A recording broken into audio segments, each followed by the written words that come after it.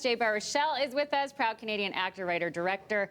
First feature film to follow up the Canadian smash hit Goon. The sequel is called Goon, The Last of the Enforcers. Good morning to you. Good morning. Thanks for having me. Thank you for joining us this morning. And what a success on the first film. Yeah, it's cool. Congratulations to that, and congratulations on the follow-up as well. So, so no pressure. No, none whatsoever. No, it's not like it's a movie that the first movie opened #1 across the country, which never happens in English Canadian cinema. So, yeah, that wasn't. And overseas success as well. That wasn't the benchmark we had to hit. No, it was crazy.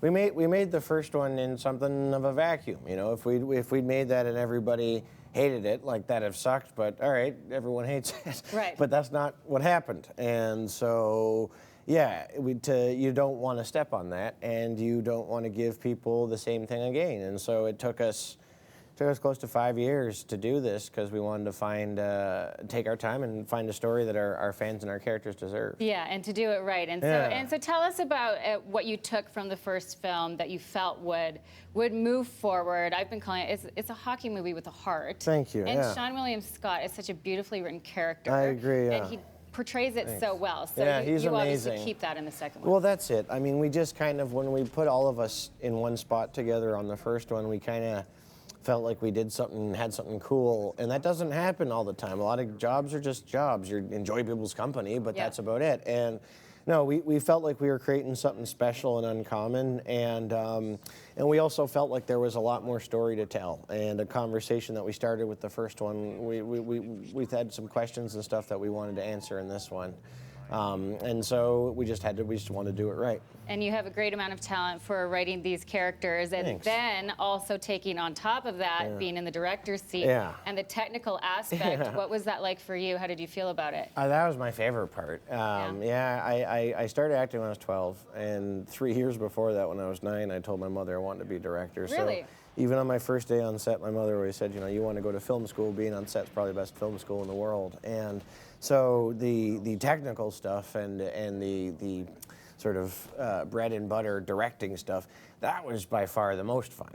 Well, live hockey, directing live hockey. Yeah, I mean, it's tricky, hard, but it's fun as hell. You know, it's like hockey's hockey's such a visual, fast-moving, beautiful sport that it lends itself to photography, but that doesn't mean that it's easy to photograph. Right. Especially because, like, if you grow up in Canada, you grew up seeing every hockey game photographed exactly the same way. Yes. And so our thing was, how do we scratch those same itches and get people just as psyched as they would be watching a game in their living room or in the stands, but in the movie theater, and in a way that they haven't seen it before. Yes. And so we do some cool stuff in this one. On this one, you get much more of a sense of what it's like to be on the ice. We take you into the corners with the boys way more. That, in addition to all the sort of moral gray area, growing up, midlife crisis stuff that we deal with in this one too. Totally, and being a bruiser and how a bruiser translates outside of the arena. Yeah. So did you study?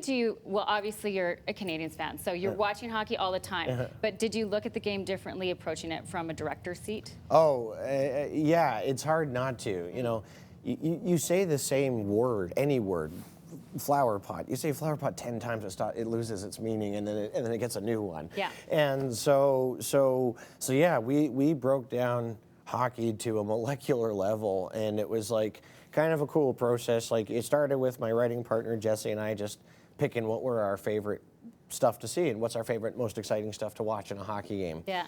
Then it's about making sure that we can find one of those that applies to our story and does push our story ahead, because none of our hockey is hockey for hockey's sake. Every single thing does push our characters forward in some way.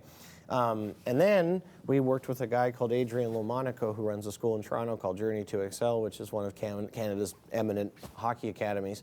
And he choreographed all of our hockey sequences. So he sat with me, and he had the unenviable task of translating our clumsy stage direction into actual hockey plays. Right. And then he had to drill that into our guys and all of our skaters over the course of 3 weeks. And then actors who skate and actors who don't skate. And then we had to shoot it. Yeah.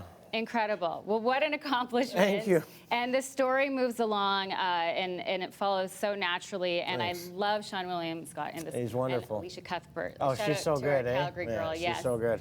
The movie opens this upcoming weekend. You can check out Goon, The Last of the Enforcers, Friday on the big screen. It is. Yes. Get it in you. Continued success Thank to you, you. my friend. Thank you for joining us.